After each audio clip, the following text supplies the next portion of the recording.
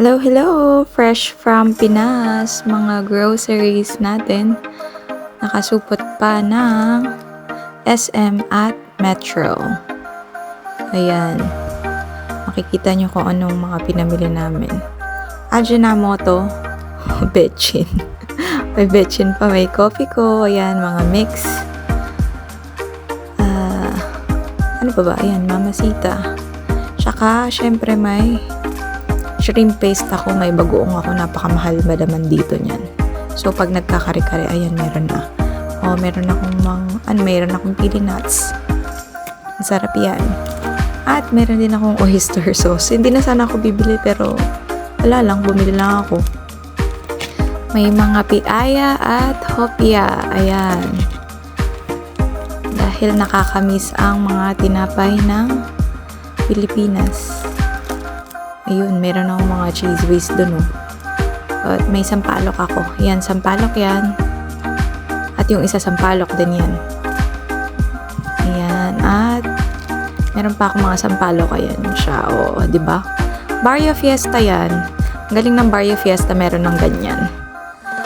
At, ayan. Meron akong spicy at saka yung ginisang bagoong lang. Ayan, kapag binagoongan tayo. Pork binagoongan. Meron din akong nabiling mangoes. Dried mangoes.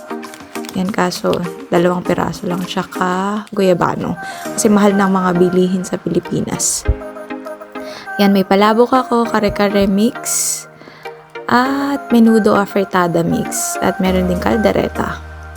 Ayan, may coffee ko ako. Yan lang binili ko. Yan, natuwa ako sa gravy na yan. Ang liit-liit. Ewan ko, mas gusto ko yung gravy natin sa Pilipinas kaysa sa gravy dito. Ayan, at meron akong mga palaman sa tinapay at pancit canton. Konti lang nabili kong pancit canton. Ayan, gusto ko din yan, otap. Ayan lang, nakita kong otap din Tsaka syempre, di mawawala ang skyflakes. Meron din tayong Eden cheese. Konti lang nabili ko kasi konti lang yung luggage allowance ko So, ayan lang. Sa Pilipinas, yan lang nabili ko. 20 kilos lang kasi ang pwede kong dalhin. So, ayan. Napakadami nating pang sinigang. Sinigang mix dahil malamig na dito. Winter. Tamang-tama sa sabaw. Kailangan natin ng sabaw. At ayun. Natawa ako dyan sa Ajinomoto. May betchin akong dala. Ayan, ang sandwich spread natin. Latest choice. At ano pa bang mga meron ako dyan? Ayan, yan lang kasi ang hindi nakalata na corned beef. Kaya binili ko na. Pero ang gusto ko talaga is yun, yung Pure Foods. At Argentina. Kaso, wala akong nadala. Ayan, meron din ako Reno. Siyempre, nakakamiss pala man sa tinapay. At nag-try din ako yan kung masarap ang sisig. Try lang natin. Diba? Yan ang aking nabili from the Philippines. Lahat ng mga OFW makaka-relate. Pagbalik abroad, ayan, baon-baon mga cravings nila sa Pilipinas. At ito naman nabili ko sa Malaysia. Yan, puro mga pang mix-mix din. Tsaka meron silang powdered na coconut milk. Mga panggata.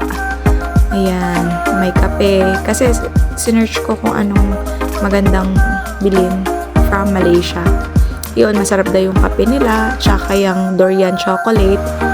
At, ayun, puro mga noodles. Meron akong mee goreng. Ayan, at yan. Green tea. Japanese product. Ayan yung aking nabili. Diba? Durian. Hindi ko pa actually na-try yan. Titikman pa lang natin. Thank you so much for watching.